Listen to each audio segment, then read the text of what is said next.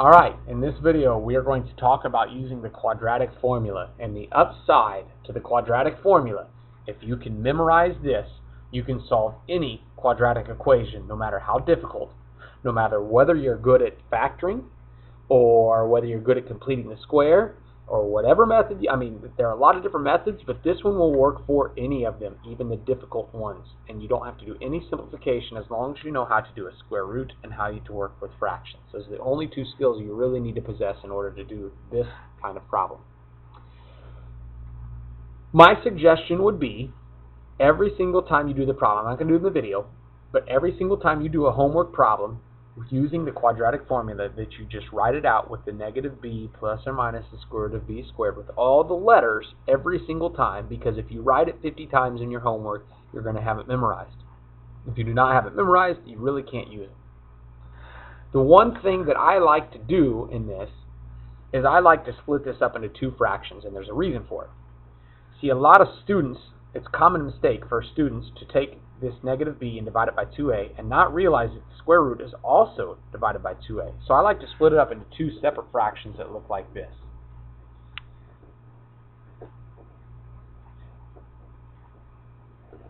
Yes, I have to write the 2a twice.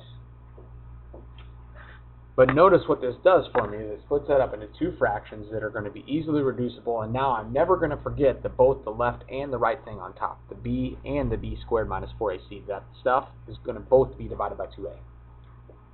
Alright, now the question is, what does that all mean?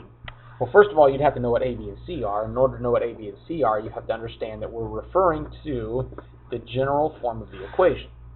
In other words, the a is the number in front of the x squared. This a is going to be the number in front of the x squared. So the first time it's going to be like a 3, right?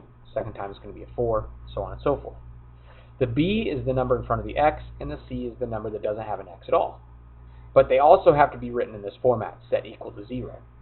So notice that I'm okay over here. In this equation, a is going to be a 3, b is going to be a negative 5, and c is going to be a negative 6. So notice I keep the signs with them, right?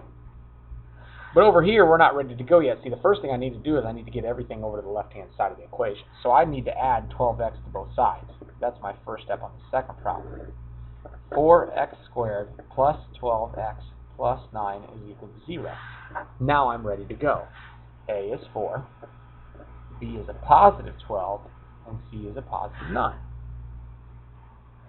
And over here, if it was me, instead of moving everything over to where the x squared is, I would move this x squared over to the left, because that'll make it positive. I would add x squared to both sides, in other words. I'd end up with x squared plus 2x plus 2 is equal to 0. And now I can see that a is 1, b is a positive 2, and c is also a positive 2. There's the first step into using the quadratic formula. Now it's a matter of plugging the numbers into this complicated formula up here and then simplifying whatever we get out. I'm going to go ahead and write it as two separate fractions, but here's the deal. In this equation, for this to be true, x has to be equal to negative b. That's negative 5. That's double negative, isn't it? And that's okay. I'm going to write it as two separate fractions. Over 2a. A is 3. Oh, it's our lunch bell.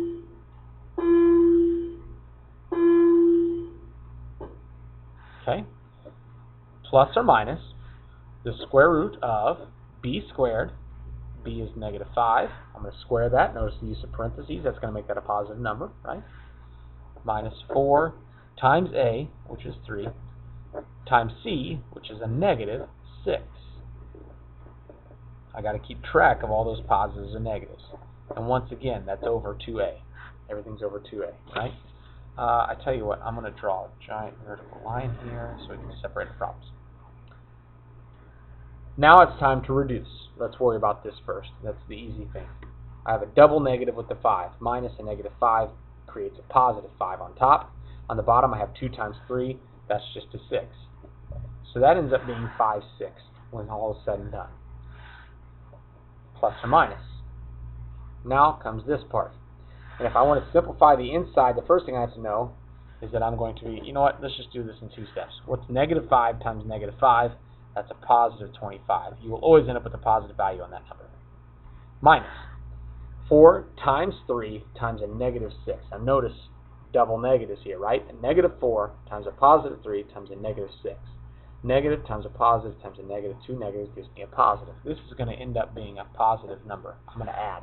And if there's a mistake that's commonly made by students is they don't get this sign correct. Is that plus or minus here? If you get that one correct, that's a big deal. 4 times 3 times 6 ends up being 72. And once again, that's all over 2 times 3, which is 6. So they're both 6s, right? Notice that the square root is not as big as the fraction bar. The square root is only on the top. Okay, now it's time to simplify a little bit further. 5 6 plus or minus the square root of, and 72 plus 25 ends up being 97. Square root of 97 all over 6. Now the question is, can I reduce the square root of 97 over 6? Is that it? Or can I go any farther? So in order to figure that out, what I need to do really is I need to go through and I need to break 97 down. Does 97 break down into smaller numbers? Well, let's see here. 97 is not divisible by 3. It's not divisible by 6. Not divisible by 9. You know what? That might be it. 97 might be prime number. Probably should have checked that beforehand. I've got a calculator that does it for me. Why I don't have it out, I don't have a clue. So for now, because I don't have my calculator on me, we're going to say that it's that. If 97 broke down, say for instance, if that was like a square root of 45, instead, what we would do is we would say, okay, well 45 breaks down into 9 and 5. 9 breaks down into 3 and 3. So really, the square root of 45 is the square root of 3 times 3 times 5, right? 3 times 3 is 9. 9 times 5 is 45. And I look for pairs. Square root of 3, square root of 3. Ends up something like this. Squares and square roots cancel each other out. That ends up being 3 square roots of 5. So I would end up doing something like this instead. Right? Anyway, that's what I get for not practicing.